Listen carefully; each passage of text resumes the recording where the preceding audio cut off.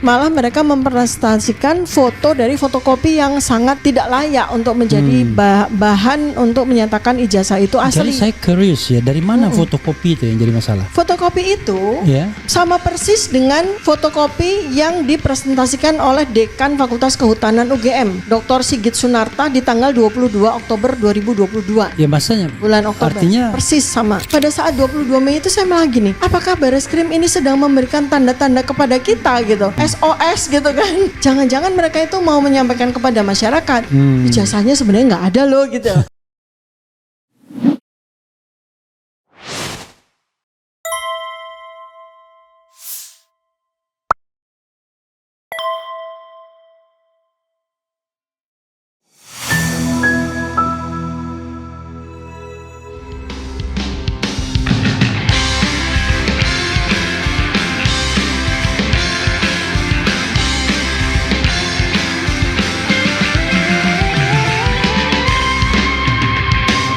Bersuaralah Komnas HAM, kalau enggak bubarkan diri. Gitu, kita sudah nunggu ini. Kapan kita diterima komisioner? Apakah komisionernya ke luar negeri? Atau kemana? Kok susah sekali, katanya melayani kepentingan rakyat. Tetapi kita sudah datang ini, jurnalis sudah ada, YouTuber sudah ada, wartawan sudah ada. Kemana? Komisioner. Ya, jangan kecewakan kami. Kalau memang kalian tidak bisa mengawasi lembaga-lembaga penegakan hukum seperti yang super power, super body seperti kepolisian, maka kalian nggak bernyali di posisi komisioner itu. Saya gantikan aja, bagaimana? Saya gantikan. Gimana Pak Prabowo Subianto? Angkat saya ketua Komnas HAM. Saya panggil itu Kapolri itu untuk RDP dia Pak. Ya, saya bongkar itu rekayasa kepolisian itu. Ya. Memang nyawa saya cuma satu, tapi lebih baik mati berjuang daripada mati jadi penjilat dan pengecut. Iya, sobat era sekalian, itu Dok yang sudah disampaikan. Respons Yanipar marah-marah karena nggak tahu diterima apa enggak. Cuma tolong dokter sampaikan apa yang ingin disampaikan. Silakan Dok. Ya, bismillahirrahmanirrahim. Assalamualaikum warahmatullahi wabarakatuh. Waalaikumsalam warahmatullahi wabarakatuh. Sobat RH sekalian, sahabat sebangsa dan setanah air. Tadi pagi itu saya bersama tiga serangkai ya, RRT, Roy, Rismond, dan Tifa. RRT bersama dengan Republik Rakyat Tajina.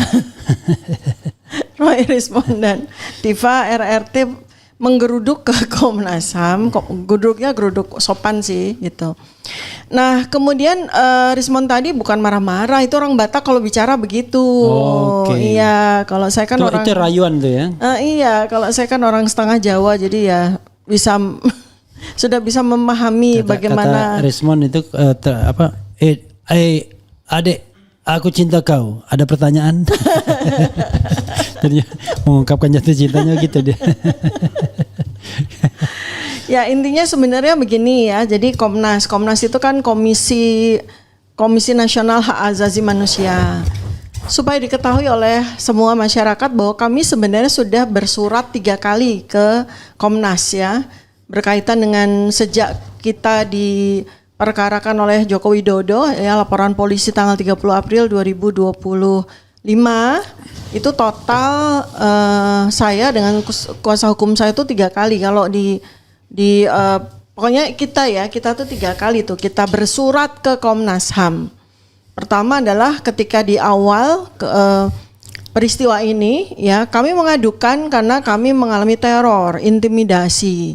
Semua, bukan cuma saya, Rismond, kemudian Mas Roy juga ya, dan teman-teman yang lain tuh mengalami teror, intimidasi begitu ya, yang memang sangat mengganggu dan membahayakan tentu saja, sehingga kita ke Komnas HAM waktu itu. Dan kemudian kami juga sampaikan waktu itu bahwa kami sudah ke Human Rights Watch, kami sudah ke Amnesty International dan bergulir ke global.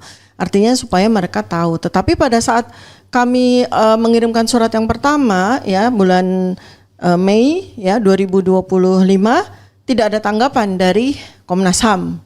Mereka cuma menjanjikan nanti akan mencari waktu agar komisioner-komisioner di Komnas HAM itu bisa ketemu dengan kita, bisa menerima audiensi kita. Tapi nyatanya sampai dengan tanggal hari ini 11 Agustus 2025, Mei, Juni, Juli, Agustus ya berarti ya 4 bulan ya berjalan itu mereka sama sekali tidak menghubungi kita. Kemudian kuasa hukum kami itu bersurat lagi 2 kali ya, tanggal 14 Juli 2025 dan 4 Agustus 2025. 3 kali kan berarti total.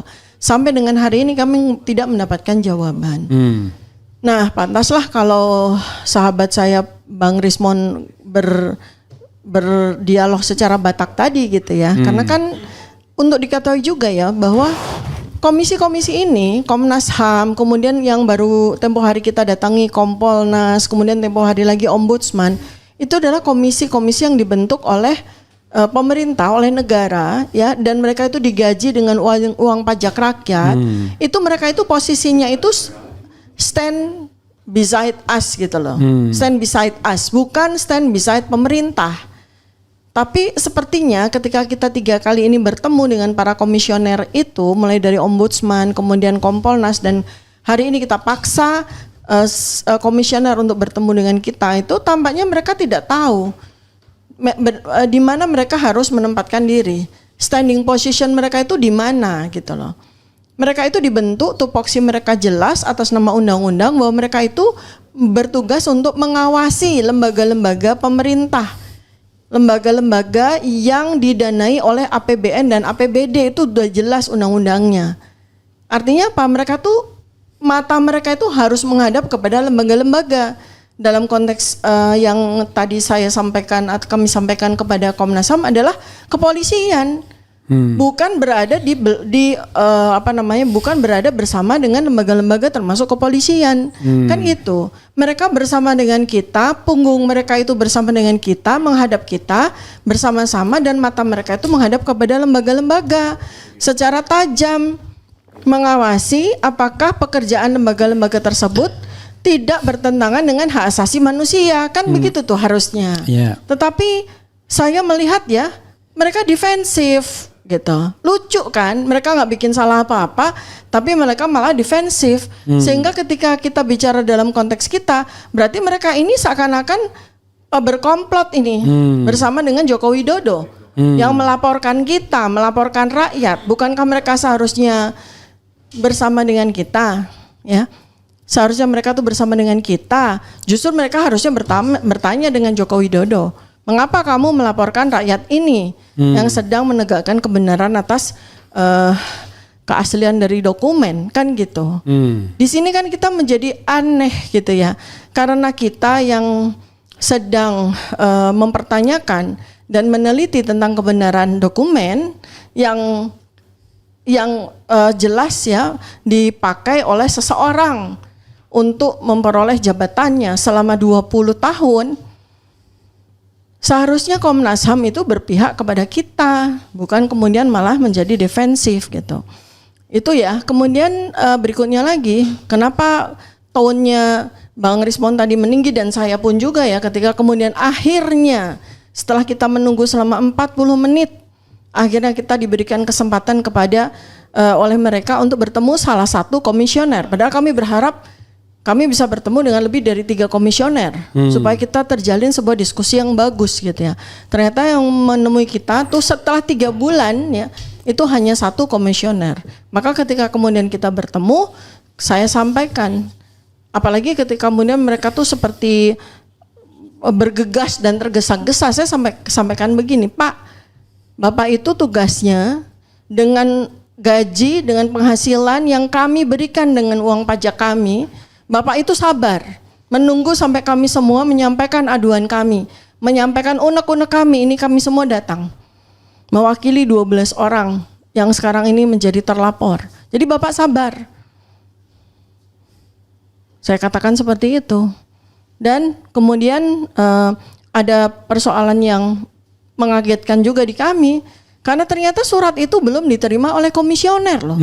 Surat yang kami sampaikan selama 3 kali itu belum diterima sama komisioner, belum dibaca sama komisioner. Bahkan mereka staf administrasi mereka itu nyari-nyari seperti itu, mencari-cari. Dan mereka menyatakan bahwa kami nggak dapat surat itu, padahal kami udah dapat tanda terima dan udah saya tunjukkan nih tanda terimanya ada capnya kalian. mereka masih bisa mengelak, mereka menerima surat dari kami. Nah, kemudian setelah diakui, akhirnya surat itu ada. Kemudian setelah menunggu kurang lebih 40 menit, kami diterima di satu ruangan yang sangat tidak memadai sebetulnya. Karena harapan kami mendapatkan kesempatan untuk presentasi. Kami udah siapkan bahannya. Saya, Mas Roy Suryo, dan Bang Rismon itu sudah siap bahannya untuk kami presentasikan. Kami siapkan agar masyarakat tuh bisa melihat apa yang kami sampaikan. Ternyata tidak ada fasilitas itu, sehingga kita cuma narasi aja. Itu hal yang menurut kami kok nggak profesional ya di dalam menghadapi aduan masyarakat seperti ini.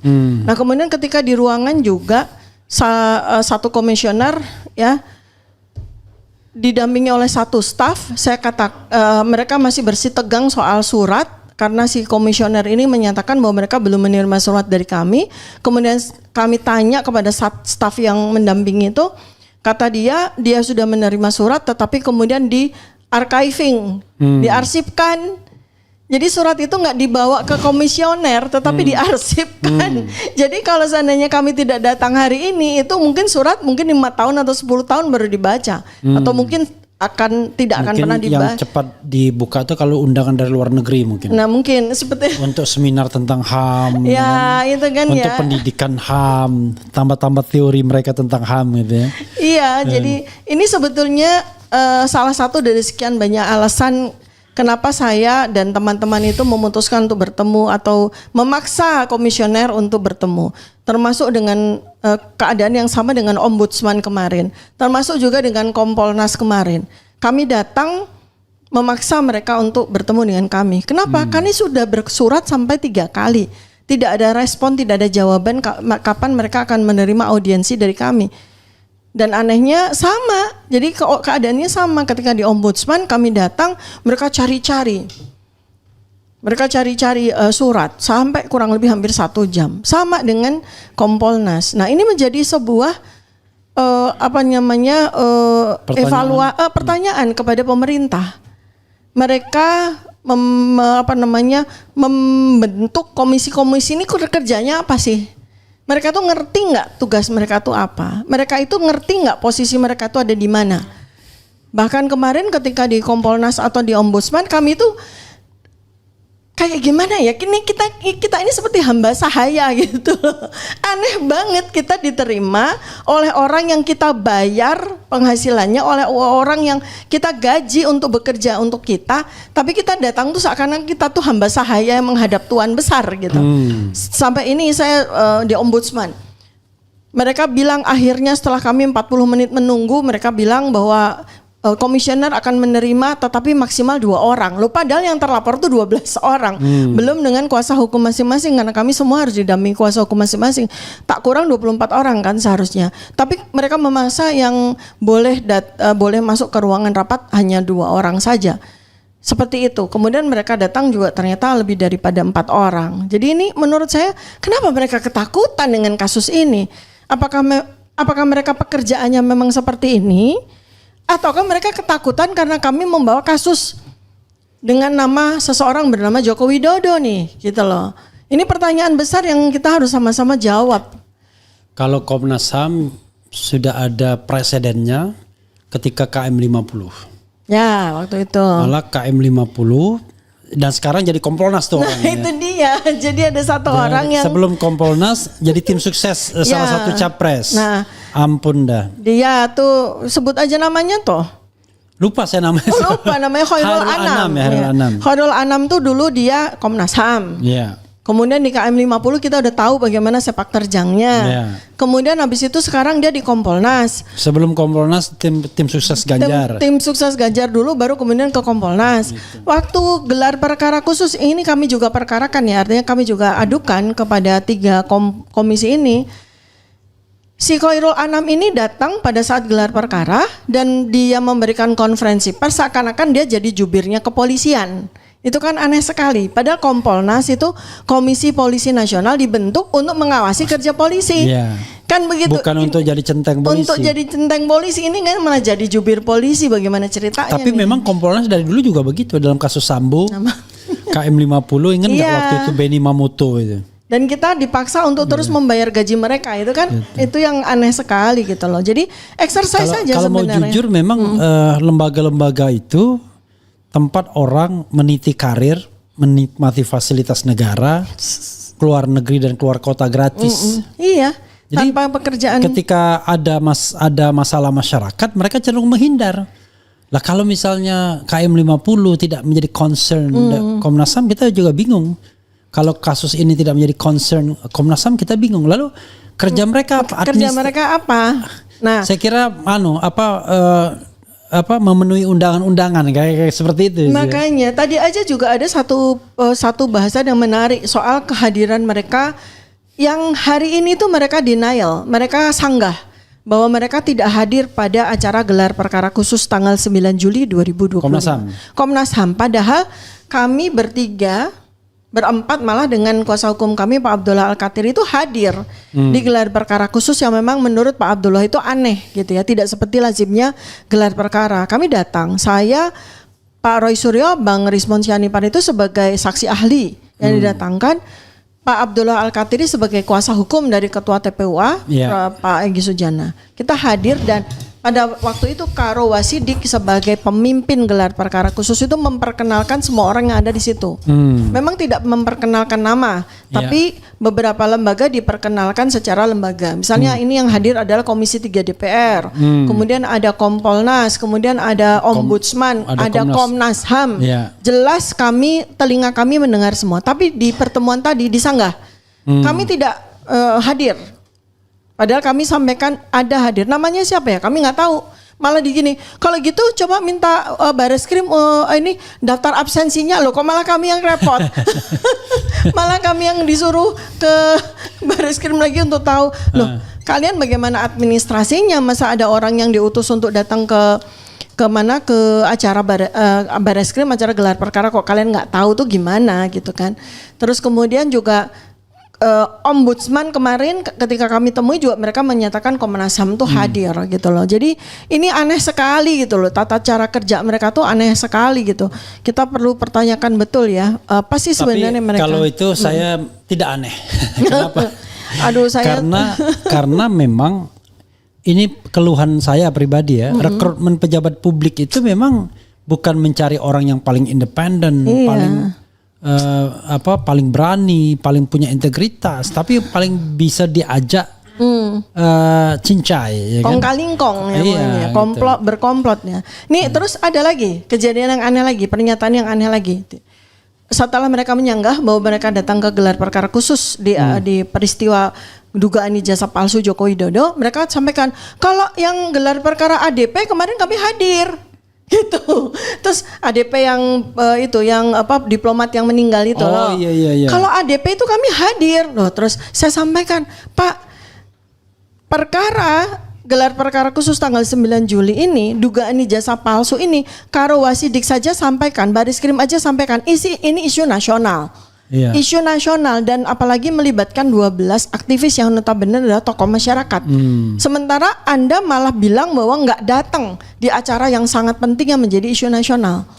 Dan di mana kami mengalami kriminalisasi, nggak ada tindak pidana sama sekali, tapi kami dikriminalisasi. Malah Anda bilang Anda nggak datang, malah sebuah perkara yang hanya melibatkan satu orang aja, Anda malah convince datang. Itu kan aneh sekali dari sisi hak asasi manusia. Di mana nih letak hak asasi manusia berada? Saya bilang seperti itu. Kalau Anda bilang Anda datang di perkara, bukan saya ingin mengecilkan perkara ADP ya.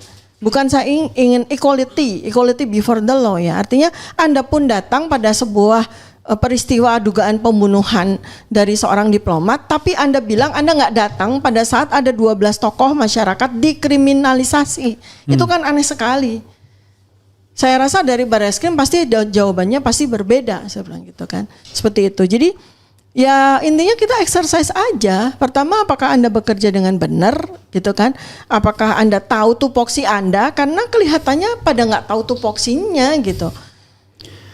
Tupoksinya jadi dalam tanda kutip jadi pengawalnya Joko Widodo nih jadinya. Itu sama dengan siapa Natalis Pigai kan? Nah, begitu Menteri HAM.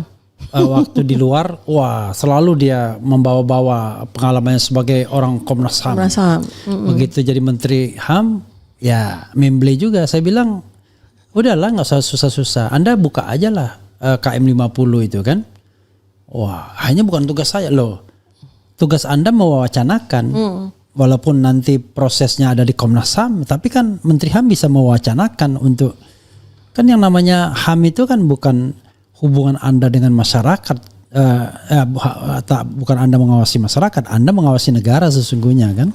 Mengawasi negara dan lembaga-lembaga yang jelas di undang-undang itu tertulis lembaga-lembaga yang dibayar dengan APBN dan APBD loh. Itu jelas, itu mereka itu ngawasi, bukan kemudian jadi pengawalnya mereka gitu loh. Ini benar-benar deh, kejadian ini tuh menurut saya sudah ya justru menunjukkan bagaimana kebobrokan dari para lembaga aparatur negara, para lembaga yang bukan aparatur negara ya, lembaga independen termasuk komisi-komisi ini selama 10 tahun terakhir at least gitu. Karena mereka ini Komnas HAM, Ombudsman itu kan dibentuk, saya nggak tahu Komnas HAM, Ombudsman yang jelas itu dibentuk pada masa reformasi. Komnas HAM dari dulu, tetapi dulu dengan Kepres kan, tapi pada era reformasi dan undang-undang. Undang-undang ya. Meningkat statusnya. Statusnya kan? Dan tentu saja mestinya independensinya kan. Karena reformasi itu kan mengharapkan ada sebuah penegakan demokrasi sekaligus juga penegakan independensi gitu. Tapi nyatanya sampai sekarang kok masih seperti itu. Artinya mereka tuh nggak ngerti gitu loh. Asal muasal dari penghasilan mereka tuh dari mana tuh mereka nggak ngerti. Mereka bukan tidak mengerti, tetapi mereka yang dicari memang orang yang paling berkompromi. Itu jadi dia tuh bagaimana kalau ceritanya. Saya kan selalu mengatakan kalau kita mau menjadi anggota dari State Auxiliary Agency itu, makin Anda independen, makin Anda berintegritas, makin Anda punya kapasitas, insya Allah Anda tidak akan terpilih, ya kan? Jadi dengan 3 tas itu Anda tidak terpilih, kecuali isi tas mungkin ya. Tas itu integritas, kapasitas, dan netralitas, ya. Nah, insya Allah Anda nggak akan terpilih. Kalau kita memenuhi 3 tas itu, maka insya Allah kita tidak akan terpilih. Tidak akan terpilih. Itu. Tadi balik lagi untuk semua jabatan publik. Lembaga-lembaga independen termasuk KPU, KPI macam-macam. Oke, silakan dok, lagi dok. Oke, ya jadi saya juga sampaikan juga jangan-jangan komisioner yang bersama dengan kita ini nggak tahu ya, kita udah bawa masalah hak asasi manusia yang berkaitan dengan kami nih, kami dikriminalisasi, kami para peneliti, para aktivis, para jurnalis, para advokat ini dikriminalisasi, itu sudah kita bawa ke level internasional. Jangan-jangan mereka nggak tahu, maka tadi kami beritahu bahwa kami sudah berbicara ya, berbicara kepada HAM internasional, Human Rights Watch, Amnesty International, bahkan pemerintah negara besar termasuk negara Amerika Serikat, bahkan salah satu kongresmennya sudah memberikan respons gitu. Dan ini persis sekali dengan peristiwa pasca reformasi tahun 1998. Ketika ada seorang aktivis sekaligus akademisi, Pak Sri Bintang Pamungkas, itu dipersekusi juga, ditahan tanpa dasar yang jelas, 4 bulan tanpa kejelasan. Kemudian ada 15 kongresmen, 15 senator memberi surat kepada Presiden B.J. Habibie.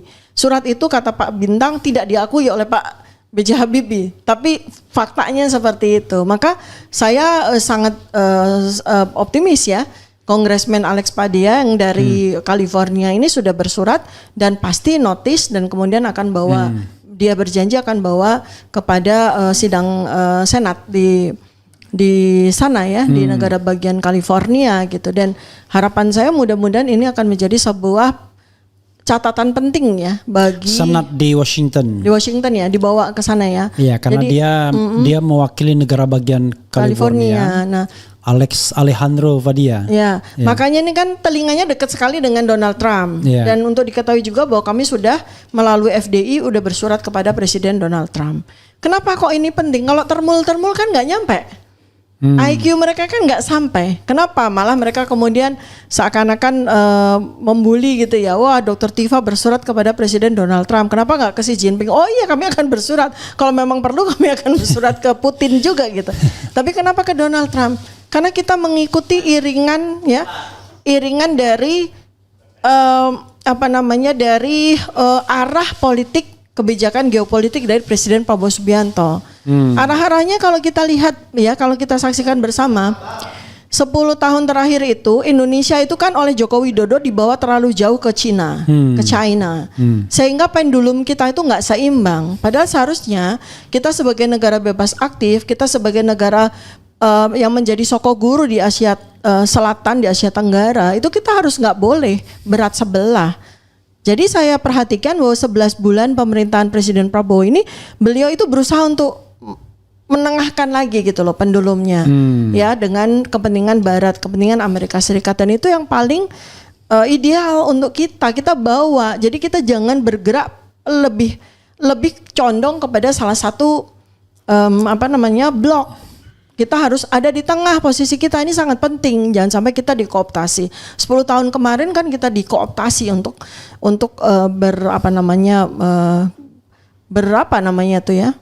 di bawah koordinasi dari RRC gitu, Republik Rakyat China gitu. Maka ini kan ketika kenapa saya sampaikan bahwa kita dalam konteks kasus isu nasional ini bukan lagi sekedar ijazah palsu, dugaan ijazah palsu ya. Ini isu nasional, masalah besar ini. Maka kita pun bersurat kepada beberapa pihak yang kita anggap itu membantu juga kebijakan politik, arah kebijakan politik dari Presiden Prabowo. Gitu. Itu yang penting supaya diketahui oleh para termul. Kemudian berikutnya lagi ya, setelah kita ke Komnas HAM yang saya nggak tahu tuh paham atau tidak, pokoknya yang penting kita sudah sampaikan ya. Kemudian kita sampaikan lah seperti yang seharusnya kita perlu sampaikan kepada mereka. Yang penting apa? Yang penting buat saya media masuk ke ruangan tersebut karena nggak terlalu major ya kalau misalnya, karena nggak ada diskusi juga.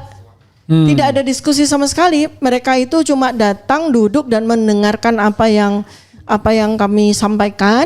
Nggak ada feedback, nggak ada diskusi, nggak ada tanya jawab sama sekali. Jadi itu Komnas HAM. Komnas HAM. Jadi nggak ada diskusi sama sekali, nggak ada masukan sama sekali. Ya udah, yang penting media masuk itu aja, sehingga masyarakat tuh tahu apa sesungguhnya terjadi dan apa yang sesungguhnya ingin kami sampaikan dan yang seharusnya dilakukan oleh Komnas HAM. Nah itu ya, kalau Kompolnas kemarin kami juga sudah press release, sudah cukup jelas sehingga tidak perlu kita bahas. Ombudsman juga demikian. Nah sekarang berikutnya lagi adalah persoalan yang selama ini. Tapi sorry kalau Kompolnas dan Ombudsman mungkin di highlight aja biar di highlight ya. Iya. Jadi sobat RH sekalian, sahabat-sahabat sebangsa dan setanah air, kami juga ke Kompolnas. Kompolnas itu Komisi Polisi Nasional. Itu para komisioner juga, dan mereka tuh seharusnya lah, walaupun di dalam tengahnya itu ada nama polisi, itu mereka tidak menjadi bagian dari kepolisian. Bahkan mereka, jadi pengawas polisi mereka. Iya, mereka itu tugasnya mengawasi, mengzoom pekerjaan dari kepolisian gitu. Pengawas eksternal. Pengawas eksternal ya. Nah, walaupun di atasnya itu ada mantan Kapolri ya, ada Tito Karnavian sebagai wakil ketuanya Kompolnas ya, tapi posisi mereka itu sudah ex officio kan, Mendagri ya. Enggak day to day. Betul, maka mereka itu harusnya mengawasi pekerjaan dari kepolisian. Nah, kemarin kami udah sampaikan semua ini cacat prosedur. Gelar perkara itu cacat prosedur. Kemudian banyak sekali pasal-pasal yang dilanggar, bahkan pasal-pasal dari Perkap Polri, peraturan Kapolri sendiri itu dilanggar ya. Kemudian ya ini nanti biar Pak Abdul Al-Katiri yang memberikan penjelasan secara mendalam gitu ya. Nanti saya jadi kuasa hukum ntar kan. Jadi saya membatasi itu, walaupun sebagai klien saya seharusnya juga punya kapasitas untuk memahami sedikit-sedikit lah supaya kita nggak. Ini juga sebetulnya kalau saya bilang pengalaman pertama ini amat sangat bagus untuk saya. Karena selama ini saya selalu bilang, saya tidak memahami ilmu hukum sama sekali.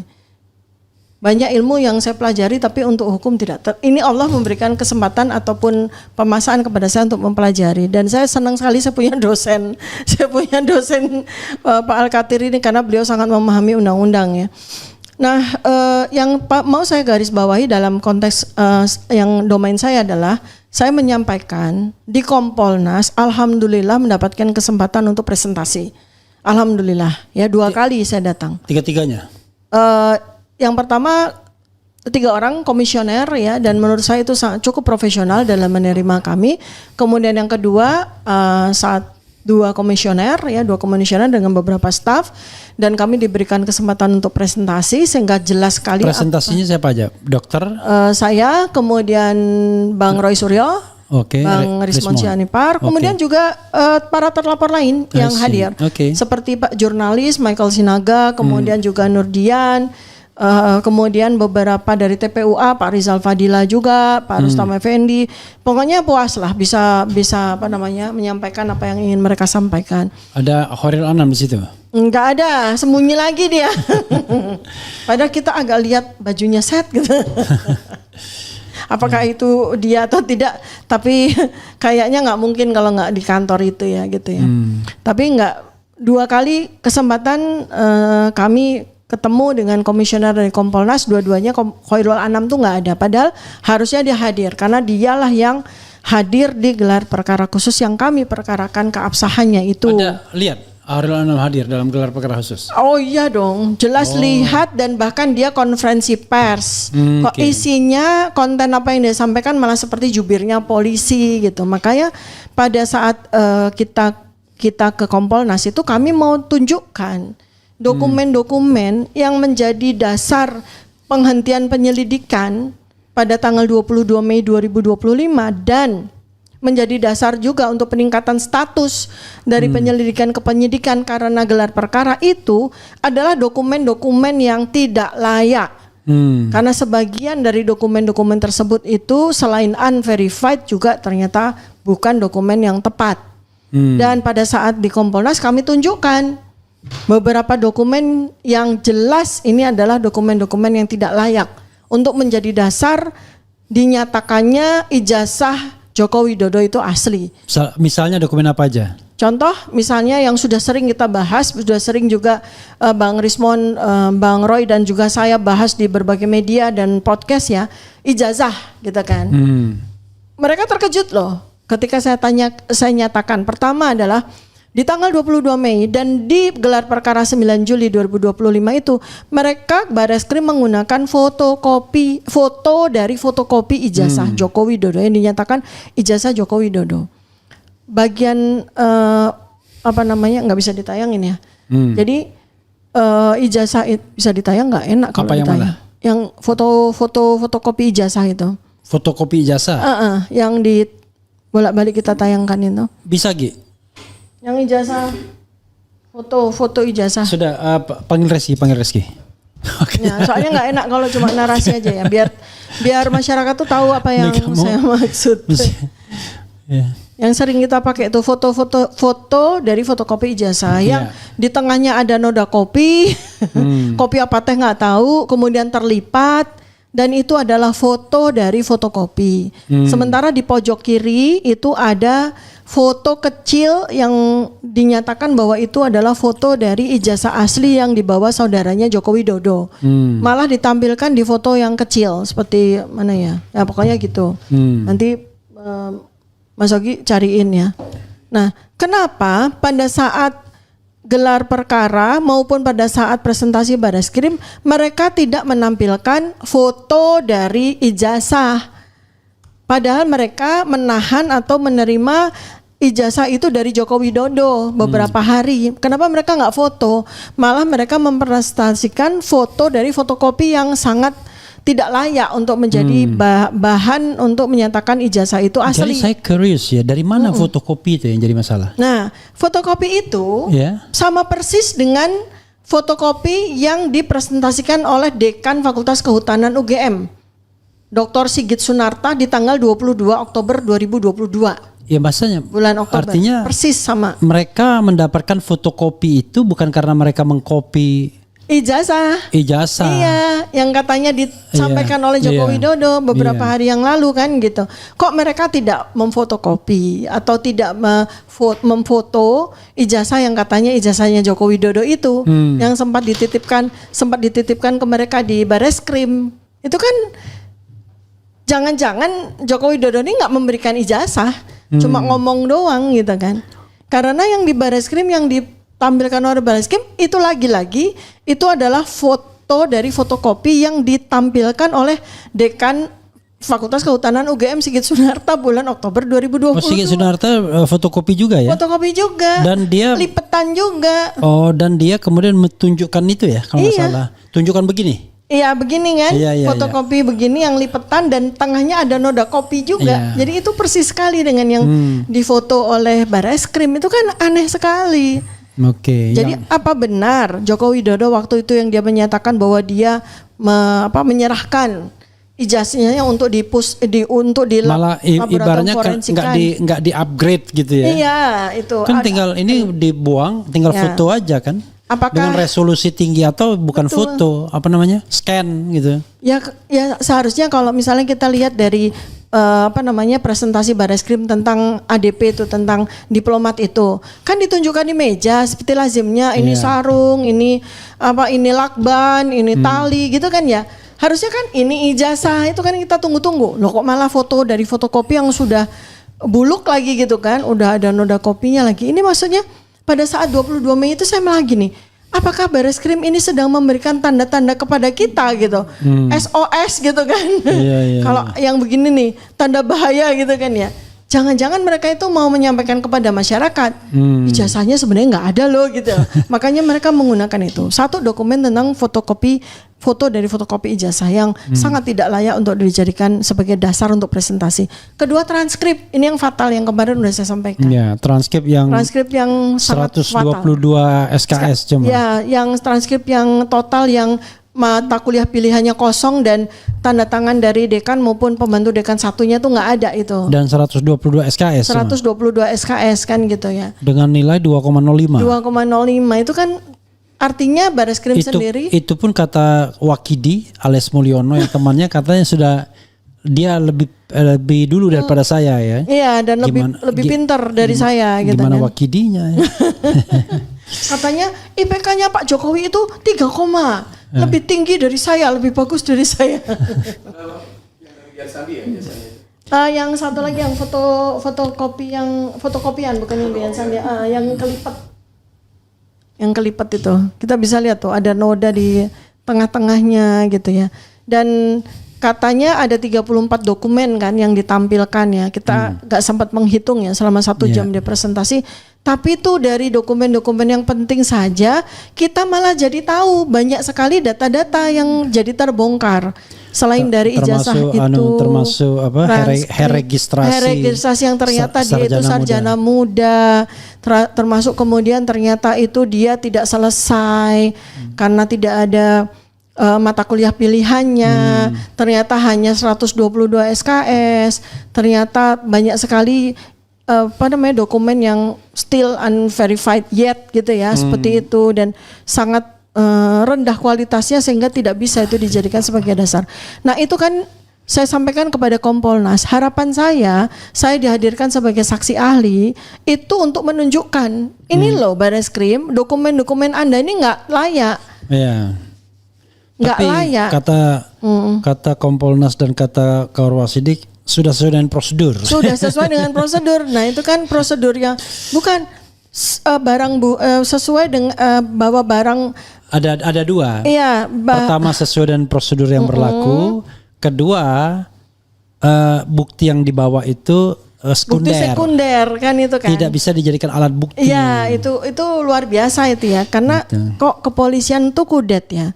Karena undang-undang internasional tentang sosial media dan internet, bahwa semua bahan di internet itu layak untuk dilakukan penelitian. Layak loh, ada undang-undang, saya waktu itu udah menemukan. Artinya itu udah nggak bisa apalagi ini dokumen publik yang sudah dipublikasi di ranah internet, itu sudah sangat sah sesuai dengan Undang-Undang Dasar 1945 Pasal 28F dan Undang-Undang Keterbukaan Informasi Publik. Kecuali kalau Jokowi membantah bahwa itu bukan ijazahnya, tapi kan bantahannya nggak ada. Kedua, Barreskrim menyebarkan hoax kalau itu bukan ijazah Jokowi. Nah, makanya itu. Jadi kan jadi harus diterima asumsi bahwa itu ijazah Jokowi ya, dan pantas diteliti apakah asli atau palsu kan begitu. kalau sampai kemudian ada muncul ijazah yang lain Nah, selain itu kacau. berarti Barreskrim melakukan kebohongan Iya. dan menyebarluaskan hoax kan gitu. Dian Sandi juga. Ya, Gitu. jadi nggak mungkin kita Nggak sudah mungkin. menutup. Makanya nih Nah, kalau yang itu sudah diteliti oleh RRT itu fake. iya jelas itu Gitu. fake ya. Nanti kita sampai bahan yang kami sudah penelitian kami itu habis 600 halaman dalam bentuk buku itu nanti semua masyarakat bisa melihat bagaimana kami melakukan penelitian dan kemudian sampai pada simpulan bahwa ijazah ini adalah ijazah yang tidak otentik. Asli Ya. asli palsunya gitu. Ya, artinya artinya H1 terpenuhi ya, hipotesis 1 itu terpenuhi ya. Kemudian kita bergerak bahwa sebenarnya dengan buku merupakan publikasi ilmiah dari hasil penelitian kami nih, untuk kami ini ijazah ini udah finish. Sudah apa namanya istilahnya? Sudah konklutif. Sudah ada konklusinya. Sudah ada konklusinya, sudah conclusion, sudah selesai. Sudah konklutif. Sudah konklutif. Sudah selesai, sudah konklutif dan kami sudah bukukan publikasi ini.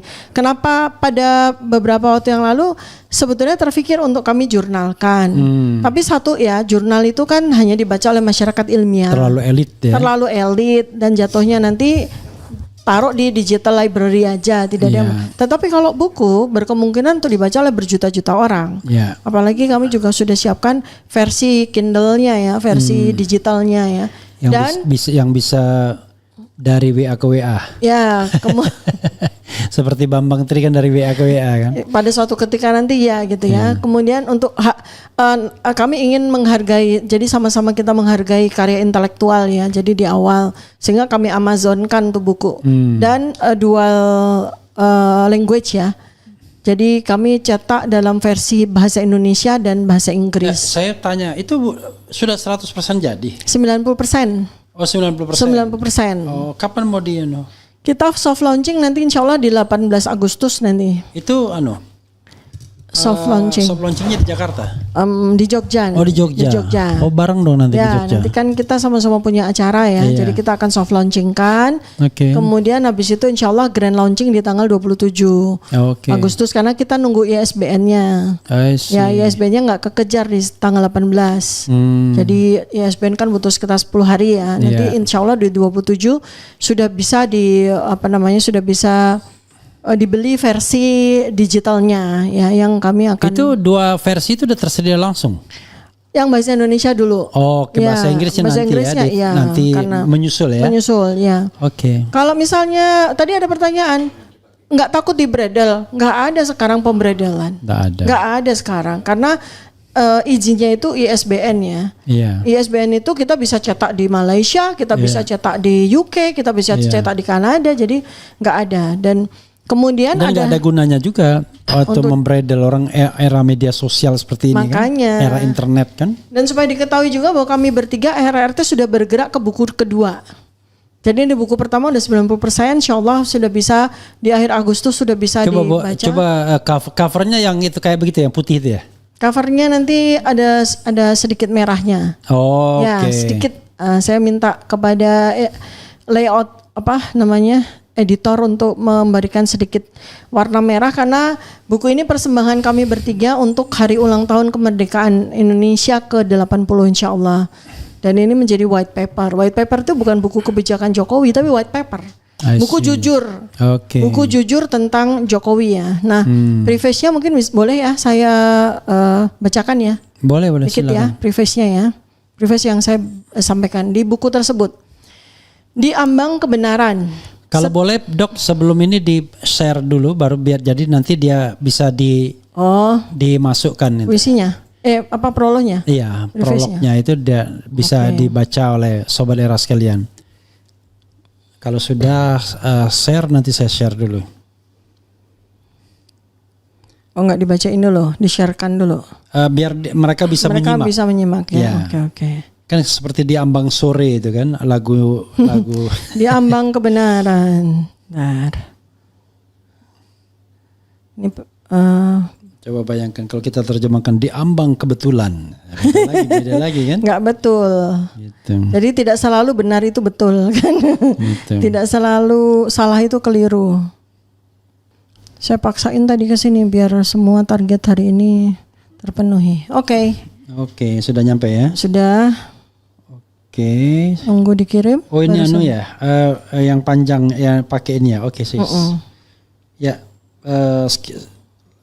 bacakan aja dok. Nanti kita ini. Saya baca ya. Ya, silakan nih. Ada ininya ya. Silakan Ya. ditampilkan tuh. Yang di ambang sore tadi. Ambang sore. Ini preface dari buku kami ya, Jokowi's White Paper. Preface-nya, di ambang kebenaran. Setiap kebenaran memiliki garis waktunya sendiri. Ia berjalan pelan, terkadang tersendat, namun selalu menuju satu arah penyingkapan. Di negeri ini, ada hari-hari ketika fakta terasa seperti kabut, tebal, menutup pandangan, dan membuat kita ragu apakah yang kita lihat benar adanya. Tetapi kabut hanya bisa bertahan sejauh matahari belum naik. Dan matahari kebenaran selalu pada akhirnya terbit. Penyelidikan ini bukan sekedar pencarian dokumen. Ia adalah pencarian makna tentang kejujuran seorang pemimpin, tentang hak rakyat untuk tahu, dan tentang keberanian untuk bertanya di tengah ancaman yang nyata. Dari ruang tamu kecil tempat saksi bercerita dengan suara bergetar hingga meja rapat universitas yang penuh formalitas. Dari lembar kertas berstempel yang kami periksa di bawah cahaya mikroskop hingga tatapan mata seseorang yang diminta menjawab pertanyaan yang telah terlalu lama dia hindari. Setiap tanggal dalam kronologi ini adalah batu pijakan di jembatan yang rapuh. Setiap pertemuan, setiap surat, setiap dokumen yang dipegang adalah simpul yang mengikat antara akal sehat dan keberanian hati. Dan setiap langkah yang dicatat di sini adalah saksi bahwa kebenaran tidak datang dengan sendirinya. Ia harus diperjuangkan, dicari, dan dilindungi. Dengan kesadaran itu, kami menapaki garis waktu berikut, timeline yang bukan hanya mencatat peristiwa, tetapi juga memelihara ruh dari pencarian itu sendiri. Sebuah pencarian yang tidak akan berhenti sampai kebenaran berdiri di tengah terang hari, tanpa lagi selubung dan tanpa lagi takut. Ini puisi, prosa atau kata pengantar nih? Preface. Preface supaya buku itu jadi agak hidup ya, karena Bang Rismond dan Bang Roy itu kan bahasa mereka itu kan bahasa digital forensik ya. Kalau saya kan bahasa manusia. Mereka bahasa mesin gitu. Bahasa mesin. Jadi kita hidupkan dengan preface yang seperti prosa itu. Artinya dalam buku ini kami sampaikan bahwa persoalan polemik ijazah yang sudah 11 tahun itu menghantui pemikiran dari rakyat Indonesia sudah finish, sudah selesai. Dan saat ini supaya masyarakat juga tahu, kami sudah bergerak melakukan penelitian untuk buku kedua kami. Menelusuri masa lalu Jokowi. Dan kenapa kami menulis buku yang kedua ini dengan kurang lebih judulnya nanti menelusuri masa lalu Jokowi? Karena kita semua bukankah senang ya kalau kita betul-betul mengetahui, memahami perjalanan hidup dari seorang pemimpin kita kan. Kita kan selalu curious ya. Soekarno tuh seperti apa sih? Masa kecilnya tuh seperti apa sih? Dan kurang lebih kan kita bisa melihat. Kemudian Soeharto, presiden yang kedua. Begitu juga dengan presiden yang ketiga, B.J. Habibie. Sampai difilmkan gitu ya. Dan selalu sebuah kisah tentang patriotisme dan melankoli, romantika dan sebagainya. Begitu pembentukan seorang leader. Tapi anehnya, masa lalu dari presiden ke-7 Indonesia ini seperti gelap di tengah kabut yang sangat tebal gitu kan. Bahkan sampai beliau sudah lengser sekalipun kita masih sayup-sayup aja gitu. Karena yang bersangkutan sampaikan lahir di bantaran kali, terus kemudian besok lagi bicara lahir di Rumah Sakit Brayat Minulyo. Jadi bolak-balik yang jangan-jangan dia ini titisan dari Ronggo Warsito. Makanya kita melakukan penelitian supaya apa? Supaya ini menjadi sebuah sejarah. Kalau memang masa lalu dari mantan presiden ini Joko Widodo ini gemilang, kita tulis dengan gemilang. Kalau ternyata masa lalunya penuh dengan misteri, ya kita singkap misterinya. Kalau masa lalunya itu penuh dengan kabut tanda tanya, ya kita jawab tanda tanya itu menjadi sebuah titik, sehingga tidak lagi menjadi sebuah sejarah yang terus berkabut sampai akhir zaman. Ya. Tolong nanti kesimpulannya jangan sampai bikin orang jantungan seluruh Indonesia ya. Siap-siap obat jantung aja nanti. Tiba-tiba kesimpulannya adalah ada 2 atau 3 Joko Widodo. Waduh kacau ini. Makanya sekarang gini, namanya peneliti itu kan nomor 1 pegangannya adalah kejujurannya. Ya, veritas, probitas, justisia, gitu. Kejujuran, kebenaran, keadilan lah, kurang lebih seperti itu ya. Jadi itu tugas kami. Kalau memang masa lalunya gemilang ya kami tulis kegemilangan itu. Kalau memang Joko Widodo adalah keturunan dari raja apalah gitu yang lahir yang ada di tahun 200 Masehi misalnya, ya kita tulis gitu. Jadi jangan khawatir. Tetapi kalau memang ternyata ada masa lalu yang membuat kita harus minum obat jantung, ya minum obat jantung dulu gitu kan ya. Seperti itu. Kenapa? Karena sejarah itu bukan histori ya. Sejarah itu pohon artinya. Kita nggak mengikuti bahasa Inggris, karena bahasa Inggris itu sejarah itu history. Ceritanya dia yang menulis. Ceritanya gitu ya. Laki-laki lagi. Ceritanya ya his lagi gitu kan. Iya. Kalau sejarah bahasa Indonesia itu artinya sajaroh. Sajaroh itu pohon. Dari bahasa Arab. Ya, pohon ya. Pohon itu tegak berdiri dengan penuh keberanian ya, menyimpan kebenaran. Nah, makanya itu yang kami akan tulis supaya tidak, sekali lagi Pak Jokowi harus tampil secara utuh. Kalau memang ijazahnya ternyata tidak otentik, ya tampillah secara utuh. Saya membayangkan kira-kira dokter menggunakan narsum Sylvester nggak? Kasihan nanti nggak nyampe dia. Freddy Damanik gimana? Freddy Damanik. Gitu. Ya, tentu saja yang paling pas ya, salah satu yang kita jadikan narasumber yang paling pas itu kan Bambang Tri ya. Dia ini kan whistleblower. Jadi saya tadi juga sampaikan di Komnas HAM. Bambang Tri itu whistleblower loh. Dia itu terlindungi oleh pasal 10. LPSK, Lembaga Perlindungan Saksi dan LPS korban. Dan korban itu harus melindungi Bambang Tri. Instead of malah dia dikriminalisasi dan akhirnya dipenjarakan. Dia ini patriot loh. Bayangin, udah dipenjara 6 tahun karena dia sangat ingin rakyat Indonesia itu bukan tahu. 6 tahun, dia inkrahnya 4 tahun. 4 tahun. Dan sekarang dia belum bebas seperti Gus Nur. Kalau yang Gus Nur 2016 itu berapa tahun itu dia tempuh? 2016 yang pertama. Ya, yang pertama. Ya, itu kan iya kan lama kan udah itu. Kedua kalinya pokoknya. Iya, itu kan patriot sekali itu. Buku pertama berbuah penjara, buku kedua berbuah penjara. Iya kan, seperti itu. Jadi padahal dia tidak melakukan tindak pidana sama sekali. Tapi orang takut sama dia. Itu masalahnya. Ada satu orang yang takut sama dia gitu kan. Tidak hanya satu orang. Ya, sekelompok. Kan pohonnya itu kan. Kan pohon itu ada batang utama, ada ranting, ada daunnya kan. Ya, konsekuensi seorang yang ingin menjadi seorang investigator atau peneliti ya, itu apalagi yang diteliti waktu itu ya dia berani sekali, yang diteliti waktu itu masih jadi presiden yang sangat berkuasa gitu ya. Maka kita sekarang exercise, apakah kami ini para peneliti ini adalah notabene adalah whistleblower ini juga dilindungi oleh negara dalam pasal 10 atau ternyata kita juga mengalami nasib yang sama dengan Bambang Tri. Nah, kita akan uji juga dengan peristiwa ini, dengan peristiwa kriminalisasi kami dan 12 tokoh ini. Apakah Presiden Prabowo ini sama saja menempatkan hukum itu sama dengan rezim yang kemarin? Saya berharap sama sekali tidak.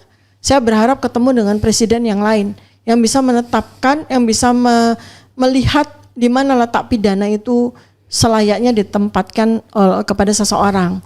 Problem penguasa yang akut ini adalah ketika dia sudah duduk di singgasana kekuasaan, di tempat yang sejuk, yang makannya dia tidak khawatir lagi, yang sehari-hari dia tidak perlu kekhawatiran, dia lupa bahwa lebih banyak orang yang tidak bisa makan enak, tidak tidur enak. Gitu. Itu yang susahnya. Jadi mereka melihat kita itu sebagai musuh. Tetapi melihat orang yang berada, orang yang hidup di kemewahan itu sebagai teman, ya kan? Ya, jangan khawatir Gitu. Presiden Prabowo, Bapak kan punya ijazah jelas. Kalau enggak Bapak nggak bisa jadi jenderal, ya kan? Jelas gitu kan akademi militer. Kata Pak Jokowi yang bikin jenderal itu saya kata. Ya udah, at least letnan jenderal kan didapat dari Akmil. Udah jelas Bapak punya ijazah yang tidak perlu dipermasalahkan. Iya. Kita sedang mempermasalahkan orang yang punya ijazah yang perlu dipermasalahkan, Pak. Jadi Pak Presiden seharusnya benar-benar bisa menempatkan. Dan jangan salah ya, Pak. Musuh itu teman loh, Pak. Jadi hati-hati ya. Musuh itu teman Bapak. Musuhnya musuh itu teman Bapak. Jadi kami itu adalah temannya Bapak. Temannya Presiden. Jadi ini exercise-nya. Sekarang Bapak sudah bagus menempatkan abolisi dan amnesti kepada orang-orang yang notabene adalah musuhnya Joko Widodo. Nah, saya nggak kayak Sylvester Matutina yang dia narapidana berkeluyuran kemana-mana 6 tahun. Setelah ketahuan dia napi, dia minta-minta amnesti gitu. Orang di penjara aja belum, udah minta amnesti. Kita sih enggak gitu.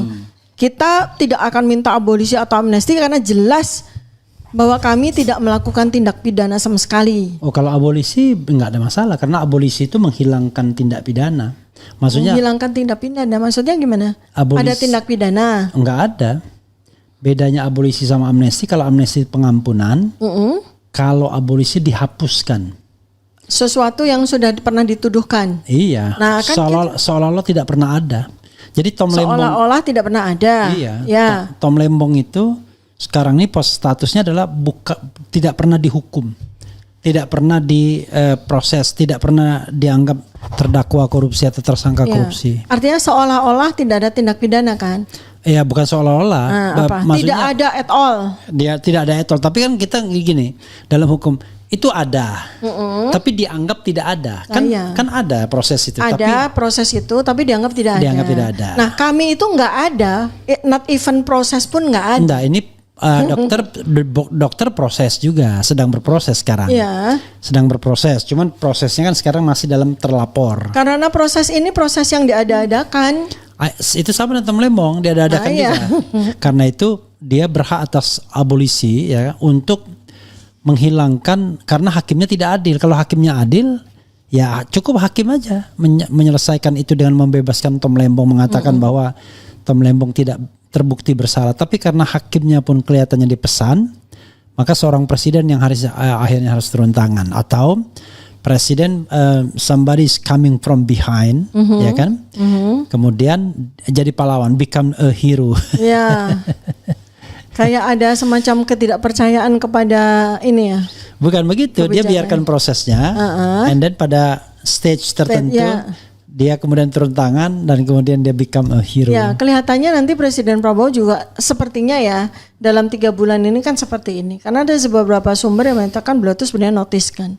Cuma ingin membiarkan keadaan ini berjalan ya. Kalau saya sih nggak ada masalah gitu. Buktinya kami bertiga melanjutkan buku kedua kami. Buat kami no problem. Masa sih kami kalah berani sama Pak Bambang Tri gitu loh. Ya. Ya kan? Situasinya beda, situasinya tidak sama. Pak Bambang Tri dengan gagah berani tanpa minta dukungan atau tanpa ada dukungan, bukan minta ya. Kami juga nggak minta dukungan, tapi kami punya dukungan gitu ya. Tapi Pak Bambang Tri waktu itu kan tidak banyak orang mengekspos praktis berjuang sendirian gitu. Dan itu berani. Itu aja berani gitu. Bagaimana dengan kami yang dukungannya luar biasa dari sekian banyak elemen masyarakat. Bahkan riset loh ya, riset saya ulang kembali, ini bukan survei. Riset algoritma, riset berbasis algoritma menyatakan bahwa 93% masyarakat Indonesia itu percaya ijazah ini tidak asli. Bayangkan. Berarti apa? 93% masyarakat itu ada di belakang kami, ada bersama kami, bukan di belakang kami, mendukung kami. Jadi ini juga sebuah catatan untuk Presiden Prabowo. Sebab kalau tindak kriminalisasi ini dipaksakan untuk ada, berproses, berkelanjutan, hati-hati. Kita kan nggak pengen ada kerusuhan ya. Kita tidak pengen ada sebuah kekacauan, nggak pengen ada chaos dan sebagainya. Ini yang kami jaga betul. Kita sama-sama menjaga. Kita sama-sama menjaga tensi dari masyarakat, karena kita kan juga nggak suka kita terlalu banyak masalah yang ada di negara kita, terlalu banyak ancaman-ancaman perang dunia ketiga dan seterusnya. Kemarin Kamboja, Thailand aja sempat konflik begitu ya. Maka ini negara harus hadir, pemerintah harus hadir di sini untuk menyelesaikan kriminalisasi yang dilakukan pada kami. Bukan menyelesaikan soal ijazah ini udah selesai. Tidak ada yang mempermasalahkan ketika kami sudah menyelesaikan penelitian kami itu udah selesai. Masalahnya adalah pihak pelakunya ini justru yang mempermasalahkan. Kalau kami, apakah kami kemudian kepengen memenjarakan Pak Joko Widodo? Oh enggak, bukan urusan kami. Kalau ada pihak yang kepengen silakan. Tapi kami enggak. Ya, tetapi memang kita harus ini juga. Jadi ada juga elemen yang mengadukan kan ke Mabes Polri. Oh iya. Itu, jadi dalam hal ini TPUA memang mengadukan kasus itu kan ke Barreskrim. Iya, kalau ada, sekali lagi saya sampaikan, kalau ada pihak yang kemudian ingin mengadukan Joko Widodo atas temuan penelitian kami, ya silakan. Tapi kalau kami sendiri, kami itu kan minimal 3 orang RRT RRT. Karena di antara 12 itu kan ada juga yang elemen yang mengadukan. Ya, gitu. Dan itu kan hak mereka sebagai warga negara. Iya. 20 tahun dibohongi, masa diam saja kan, secara logika mereka kan begitu ya. Kalau kemudian nanti kami ditempatkan sebagai saksi ahli, ya kami tidak berkeberatan. Intinya apa? Buat kami perjuangan itu adalah menegakkan kebenaran. Tapi bisa juga orang mengadukan mantan presiden Jokowi itu bukan untuk memenjarakannya, tetapi untuk mencari kebenarannya. Karena kan kebenaran secara itu, hukum. Ya, kebenaran itu ada kebenaran secara sosiologis, ada kebenaran secara politis, ada kebenaran secara legalistis kan. Nah, yang dicari kebenaran yang secara legalistis itu melalui putusan pengadilan kan. Ya. Nah, itu yang kemudian tidak atau belum kita punyai kan? Ya. Jadi kalau misalnya ini justru exercise juga untuk Pak Joko Widodo. Kalau dia memang punya argumentasi, dia punya justifikasi yang kuat, dia nggak usah takut sama dengan kami. Iya. Kami nggak takut karena kami melakukan penelitian benar-benar metodologis, bisa dipertanggungjawabkan cara kami melakukan penelitian. Jadi termul-termul, silahkan Anda membantah apa yang kami tulis di buku itu dengan argumentasi Anda. Riset dibalas dengan riset, buku dibalas dengan buku, jurnal dibalas dengan jurnal. Argumentasi dibalas dengan argumentasi ilmiah, bukan kemudian malah jadi digoreng atau digiring kemana-mana. Ujung-ujungnya cuma nanti juga dipenjarain, nanti juga dipakein baju orange gitu. Itu nggak relevan sama sekali, nggak menunjukkan kapasitas intelektualitas Anda. Bikin buku sekarang untuk membalas buku kami. Nanti ada orang, Pak, Bu, kalau saya punya kapasitas dan intelektualitas, saya nggak dukung yang sono. Pindah dia, lock out terus login. Katanya justru karena kita tidak punya intelektualitas, tidak punya integritas, ya kan, kita dukung yang sono gitu. Ini kan kayak sekumpulan burung akan kumpul dengan burung yang sejenis ya. Gitu. Betul. Karena itu saya lihat Ade Armando ya. Dulu saya kagum dengan Ade Armando. Kok bisa nih berubah drastis ya sekarang ini. Padahal dulu dia sangat pro demokrasi ya, membuat macam-macam lah ya. Di civil society ya. Mungkin dia tidak murtad secara akidah, tapi dia murtad secara ilmiah. Iya, gitu. Jadi sekarang dia murtad secara ilmiah dia. Murtad karena secara ilmiah. Berada di sisi negara itu dan sibuk dukung-mendukung itu membuat kita tidak objektif kadang-kadang. Betul. Gitu. Saya tuh tempatkan diri saya pada posisi yang benar-benar standpoint saya adalah sebagai ilmuwan, peneliti. Jadi apapun yang bahan yang saya kaji, yang saya teliti itu ya kesimpulannya itu ya kesimpulan sesuai dengan kebenaran, bukan sesuai dengan subjektivitas saya atau karena saya dukung. Atau pesanan. Nggak ada. Ya. Gitu. Ada pesanan tapi pesanan hati nurani. Pesanan ilahiyah. Pesanan ilahiyah. Pesanan ilahiyah ya. Dokter lakukan wrap up, closing statement. Ya, pertama adalah dari sisi pengalaman kami yang tadi sudah sampaikan, bertemu dengan para komisioner dari Komnas HAM, Kompolnas maupun Ombudsman ya. Kami cukup terkejut ya karena secara administratif mereka ternyata kurang profesional ya, terbukti dari beberapa surat yang sudah kami layangkan ternyata tidak direspon, malah cuma di archive ya, sehingga memaksa kami untuk mendatangi agar komisioner itu mau bertemu dengan kami, dan kami sudah sampaikan apa yang seharusnya kami sampaikan, yaitu kebenaran. Apa yang nanti mereka akan lakukan, apa mereka jalankan, memberikan masukan kepada presiden, ya kita serahkan kepada Allah Subhanahu wa taala dan kita serahkan kepada hati nurani mereka. Kemudian dari sisi ijazah sendiri ya, polemik ijazah, dugaan ijazah palsu ini yang sudah berkembang di masyarakat sejak 10 tahun, dan saya juga sampaikan kepada 3 komisi bahwa Anda mungkin tidak tahu situasi di lapangan pada masyarakat ya. Masyarakat itu sudah gelisah, sudah ingin polemik ini terjawab sejak 2016. Tetapi yang ada malah para whistleblower, orang-orang yang berani seperti Pak Bambang Tri, Gus Nur juga malah dikriminalisasi.